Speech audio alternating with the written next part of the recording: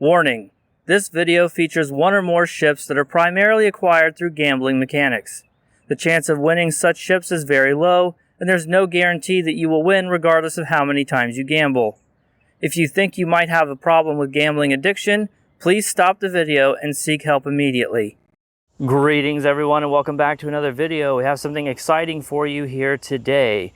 Premium ships, which I define as being Lobby, Lockbox, and Promo ships, are horribly expensive, and I don't blame anyone for not wanting to buy them. However, if you are going to pick one up, it's important to make sure you're getting value. There are, of course, many subjective reasons to go for any ship, and in that case, you should follow your heart. All ships can do all content in the game on the hardest difficulty, so this list is really more about maximizing your value rather than viability. If you want the Connie because it's the goddamn Connie, then go for it. You won't regret it. Just remember to treat her like a lady so she'll always bring you home.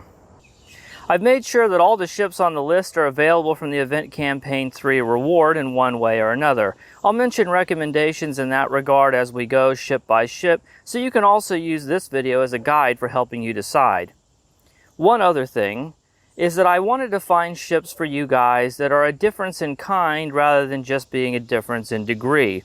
And I'll illustrate what I mean by that by bringing up an honorable mention, trigger warning for Augmented Dictator, the Section 31 Command Heavy Battlecruiser.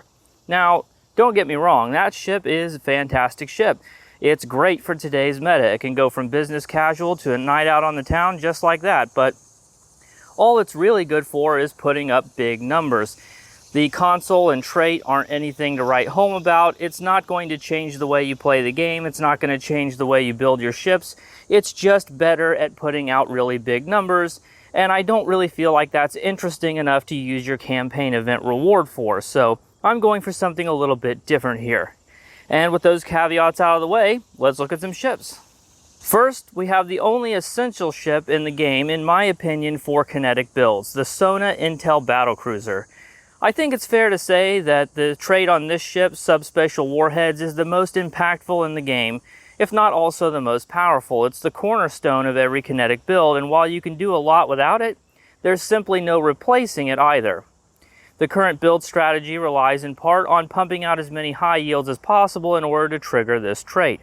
Don't get me wrong, those high yields are potent on their own, and there are other good sources of damage like call emergency artillery and mines, but Subspatial Warheads is the trait when it comes to these kinds of builds.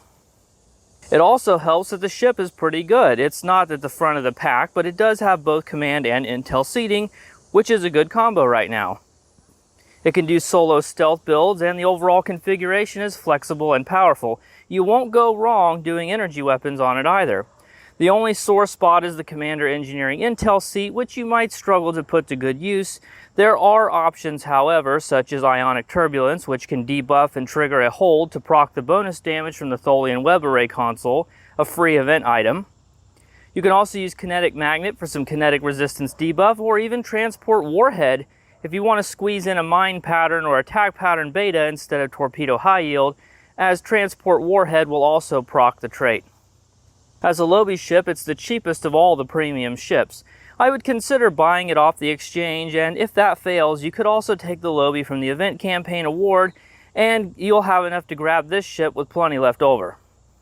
I thought about putting the Crossfield refit on here, but it isn't available as an Event Campaign reward, and the trait, while incredibly powerful, is just a stat bomb, and as I mentioned earlier, I'm trying to avoid that. The trait from the Section 31 Intel Science Destroyer, on the other hand, is completely unique and single-handedly creates an entire playstyle.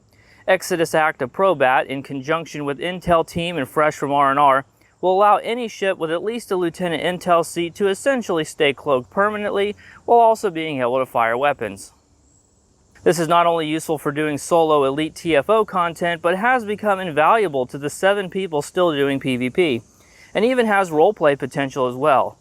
If you just want to do normal content while using a stealth-themed build, you can do it with this. No other trait, console, ship, or whatever can replace what this trait does. Believe me, I've tried. I spent about 2 weeks testing every combination of things imaginable to see if I could replicate this kind of build without the trait, and I couldn't do it. I'd be lying if I said I recommended the ship itself, but if stealth builds are interesting to you, then this should be on your radar. This ship is a lockbox ship, and probably hard to find or expensive on the exchange, so it's a good choice as an event prize. The next ship on the list is the Tholian Iktomi science vessel. The ship has a core cooldown reduction trait for science builds, Improved Photonic Officer.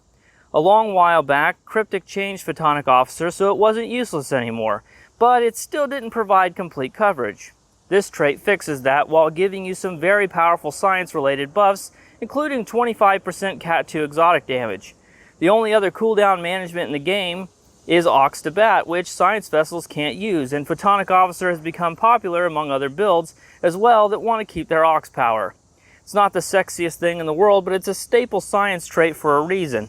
The console is also a lot of fun because it makes that Tholian web that traps you.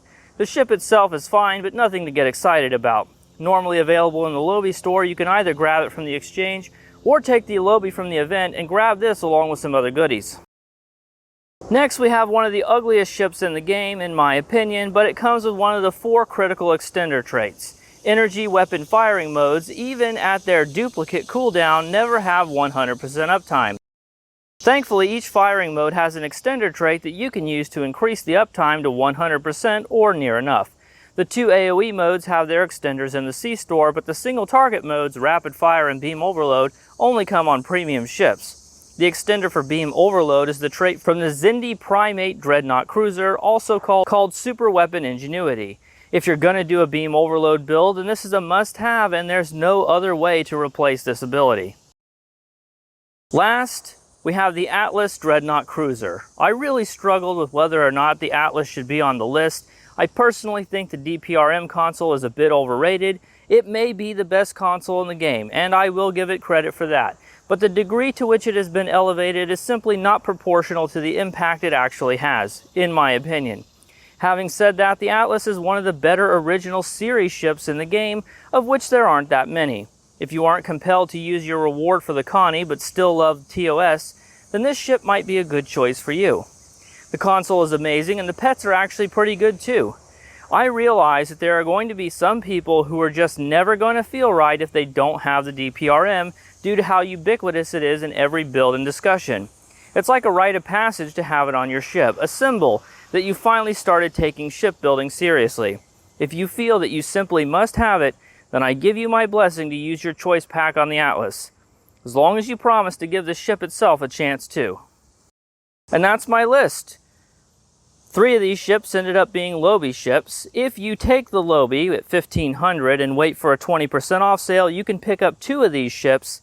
Also, don't forget you can take your choice box if you go that route instead of the Lobby and transfer it over to the Tribble test server so you can try out some of the ships to decide what you like best. I hope you found some of these interesting. Thank you very much for watching. Take care of yourselves. I'll see you in the next one. Bye for now.